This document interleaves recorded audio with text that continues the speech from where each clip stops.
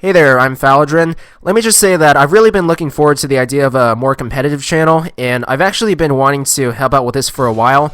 Anyway, I'm bringing you a pretty good UU match I had a while back against Raystorm. I'm leading off with Donphan in this match. He's going with a Victini. Now, first turn, the most logical move is definitely going to be to U-turn because a V-Create's not going to be enough to kill off my Donphan, and I'm just going to be able to hit him with an Earthquake anyway. So he is going to go out into his Slowbro while I predict the U-turn and to get up my Stealth Rock. Now, I'm not really sure which set that Victini is going to be. Probably going to be Adamant Scarf, though, just judging by usage statistics. So that's definitely going to be the most common set overall. I'm going to go to Snorlax just in case he decides to predict and go for a Psychic, trying to hit my Roserade. This is going to be pretty important because it's going to set up the illusion that Snorlax is actually my primary Slowbro counter, which it's not. So I'm going to be able to get Roserade in directly on a Scald later when he tries to burn me. He actually is going to go into his Cobalion, and since I saw that he did have that, I decided to go for a Curse right away.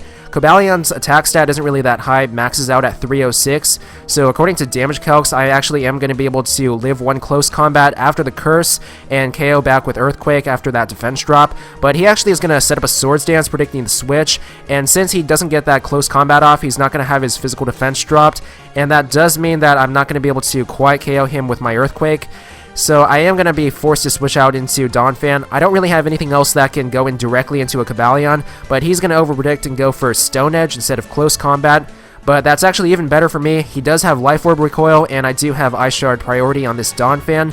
So that means I'm going to be able to take out his Cobalion without really taking that much damage at all, so that's definitely good. Got rid of one of the biggest physical threats on his team. Next turn, he's actually going to send in his own Donphan, and whatever I do, I definitely do not want him to spin away my hazards because he's got that Victini and the Zapdos, so Stealth Rock's going to be really important in this match. This team definitely has some issues with Victini as well, which is why I'm not really using it anymore. So I'm going to go directly into Frostlass because I am running a custom bulky set, so I should be able to take an attack from him. And in case he decided to go for a Rapid Spin, I would have been able to block that, of course. So yeah, even if I have to take a bit of damage, it's definitely worth it to prevent him from getting off a Rapid Spin. So he actually does switch out as I go for the Ice Beam. He goes into his Clefable to wall that. So Clefable doesn't really use any attacks outside of Seismic Toss, so it's probably going to go for a status, and I just went for a taunt to try to shut it down, but he predicts that pretty well and goes into his Victini on the taunt, so that's definitely going to force me out. I can't afford to let Frostlass die as Death Fodder yet, because I still need it to serve as a spin blocker for his Donphan, so I'm going to go to Snorlax in this case, because with Thick Fat, I should be able to live a couple of V-Creates, and as long as I manage my hazards correctly, that Victini definitely won't be staying around for long, but he actually goes for a very unexpected prediction as he goes for that Brick Break, but he doesn't have Life Orb Recoil or Leftovers, so it definitely looks like he is going to be choiced, so that does mean I get to switch back into Frostlass on the immunity. Since he's locked into that, I definitely will be able to get up a free layer of spikes as well. So he's switching back into his Slowbro. Since I am running those extra EVs and HP, should be able to live a couple attacks from this, and I definitely will want to get up another layer of spikes. The more hazards the better in this case because his team is pretty vulnerable to them, especially if I can keep his Donphan from getting up a Rapid Spin. So he's going to go for that Scald, mostly hoping for the burn this time, so 30% is actually considered pretty high in Pokemon, so it actually hits quite a lot of the time. But in this case, I'm actually going to go into Roserade because I want Frostlass at decent health for handling his Donphan. Even if he goes for a Psychic, I have enough bulk to survive an attack and rest off the damage later. Most important reason I went to Roserade, though, is just in case I went to Snorlax and he actually went for the Scald. I really don't want to take the extra 2 turns to rest off the damage from the burn because it's kind of a pain to do that on Wi-Fi when the turns take so long. So anyway, I'm going to go for a Sleep Powder on the switch, but he actually switches into his Clefable to absorb it, so that was definitely pretty good on his part. I'm running a really offensive set on Roserade actually, which tends to catch a lot of people off guard, because in UU, everyone's using bulky Spikes Roserade, so they don't really expect that much power from Leaf Storm or the Sleep Powder even, and he actually mispredicts with the Thunder Wave, but I just went for the rest that first turn to heal off the damage. I'm actually going to switch to a Scavalier because he's slow enough that he won't really mind the paralysis anyway, so he's going to predict the switch again and go for a Thunder Wave on the switch. And I'm just going to fire off a Mega Horn. It's going to do a ton of damage to Donphan. Just to put things into perspective, a Scavalier actually hits a max of 405 attack with that base 135 attack stat, so it's actually stronger and bulkier than Scizor. So definitely a great Pokemon to use in UU. So yeah, that does a ton of damage to his Donphan. Even though it's one of the most physically defensive Pokemon in UU, it does a lot of damage. I just miss out on the KO barely. Also, he realizes that this is probably going to be his last chance to get off a rapid spin, so he just kind of goes off for a desperate rapid spin there at the end, because otherwise he'll have to deal with all the hazards. But I am going to go into Frostlass on the predicted rapid spin so I can wall it and finish him off with Ice Beam, so that's definitely really good for me because I won't really have to deal with his Donphan clearing away my hazards potentially anymore. So I'm going to switch into Donphan on his V-Create. It's really not going to be too bad if I have to sacrifice 1 or 2 Pokemon at this point, because based on how many hazards I've gotten up and the speed and defense drops from V-Create, I'm going to be able to revenge that Victini pretty well, so it's not really a big problem. Anyway, not really that much I can do right now, because even after that 1 speed drop, I won't be able to outspeed because Donphan is pretty slow. Just gonna go for that Ice Shard, even though it doesn't really do anything, because it's at least gonna hit him for a little bit of damage, so I guess better than nothing really. So now that Donphan's out of the way, I actually have a pretty important choice to make.